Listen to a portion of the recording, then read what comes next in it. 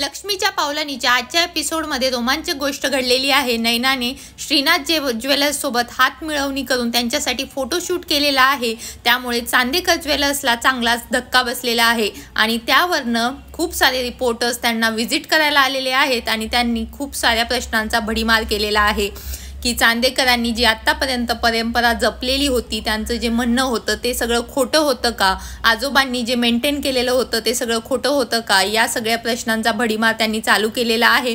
आणि या सगळ्याला कारणीभूत नैना आहे आणि याचा जो आनंद आहे रोहिणी आणि तिच्या मुलाला होत आहे, कारण त्यांनी जे प्लॅन केलेलं होतं ते सक्सेसफुल होत आहे आणि त्यांना जे होतं अद्वैतला संपवायचं होतं, त्याची जी जो डोलारा होता त्यांनी जो उभा केलेला होता तो कसा चुकीचा आहे हे दाखवायचं होतं।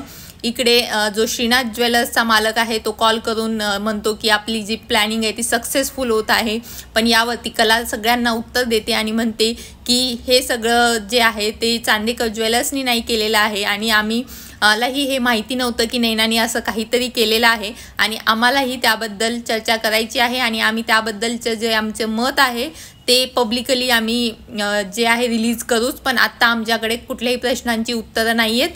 पण जे पत्रकार आहेत ते थांबायला तयार नसतात, ते कंटिन्युअसली प्रश्नांचा भडीमार करतच असतात आणि त्यांच्या जी नैतिकता असते, त्यांचे जे आत्तापर्यंतचा जो पाया असतो चांदेकर ज्वेलर्सचा त्याच्यावरती डायरेक्टली ते हल्ला करायला लागतात। पण कला म्हणते की आत्तापर्यंत तुम्ही जसं आम्हाला साथ दिलेला आहे, तुम्ही आम्हाला इतक्या वर्षापासून पाहिलेलं आहे आणि आत्ता जस्ट अद्वैतवरती एक केस झालेली आहे म्हणून तुम्ही आमच्या पाठीशी न थांबता आमच्या अपोजिट नका थांबू।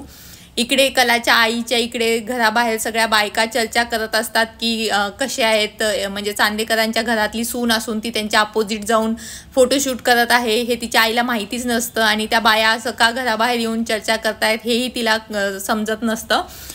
पण नंतर ती जेव्हा घरामध्ये येते आणि काजूला सांगते की असं बाहेर बायका काहीतरी चर्चा करत आहेत आणि त्यानंतर काजू मोबाईलवरती पाहते आणि तिलाही धक्का बसतो आणि हे ती तिच्या आईला आणि तिच्या बाबांना दाखवते आणि आई बाबांना समजत नाही की काय याच्यावरती प्रतिक्रिया द्यावी, कारण स्वतःचीच मुलगी स्वतःच्या सासरी सुखी न असता हे सगळं करत आहे। इकडे घरामध्ये सरोज मॅडम नैनाला चांगलंच ऐकवतात आणि म्हणतात की तू हे जे केलेलं आहेस ते काय आहे। त्यावरती आजोबा घरातले प्रत्येक व्यक्ती नैनावरती चिडलेला असतो, पण नैनाला त्याचं काहीच फिकीर नसते। तिच्या दृष्टीने तिला एक मॉडेलिंगची कन्साइनमेंट आली आणि तिच्यासाठी हे फक्त काम होतं आणि तिने केलं आणि ते चांगले पेमेंट देत होते आणि तिच्यासाठी तेच महत्त्वाचं होतं। आणि जर एवढंच असतं तर तिला जे आहे चांदेकर ज्वेलर्समध्ये का नाही मॉडेलिंग म्हणून यूज केलं। परंतु यावरती सगळेच जण तिला म्हणतात की तुला जर करायचं होतं तर तू आम्हाला अगोदर बोलली का नाहीस, तू डायरेक्टली जाऊन काम कसं काय केलंस। पण ती नैना आहे आणि ती म्हणते की तुम्ही मला कोणीही शिकवायचं नाही की मी काय करायचं। आणि त्या दोघींमध्ये भरपूर बोलाचाली होते, त्या दोघी एकमेकींना बरंच काही बोलतात आणि याचा आनंद सरोजची जी ननंद आहे रोहिणी आणि राहुल या दोघांनाही होत असतो, कारण त्यांना जे हवं असतं तेच झालेलं असतं। आणि तो रोहिणीला सांगतो की तिने जे आहे जी माती खाल्लेली आहे ॲक्च्युली मीच तिला नेऊन दिलेली होती आणि तिला माहितीही नाही की हे सगळं आपण करून आणलेलं आहे। नैना तर फक्त आपलं एक प्यादं आहे, खरा तर सूत्रधार मीच आहे आणि रोहिणी खूप खुश होते यावरती।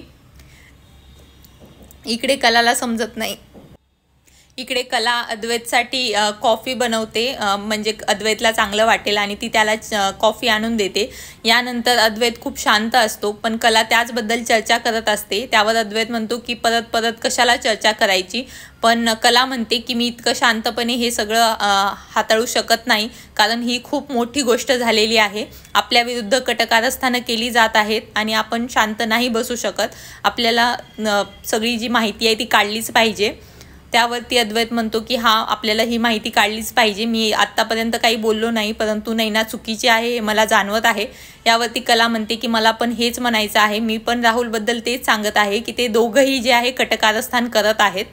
आणि ती सांगते की तुला आठवते पंडितजींनी म्हटलं होतं की घरातलंच कोणी तर कुंपण खात नाही आहे ना, आणि आपल्याला घरातल्याच माणसांवरती जरासं माहिती काढावी लागेल। आणि राहुल विचार करतो की त्याच्यावरती जे स्वतःवर आरोप आलेले आहेत ते नैनावरती ढकलून कसं काय नामोनिराळं व्हायचं, म्हणजे त्याची कामही होतील आणि त्याच्यावरती आरोप पण नाही होणार। आणि इकडे अद्वैत आणि कला डिसाईड करतात की याची पूर्ण छडा लावणारच।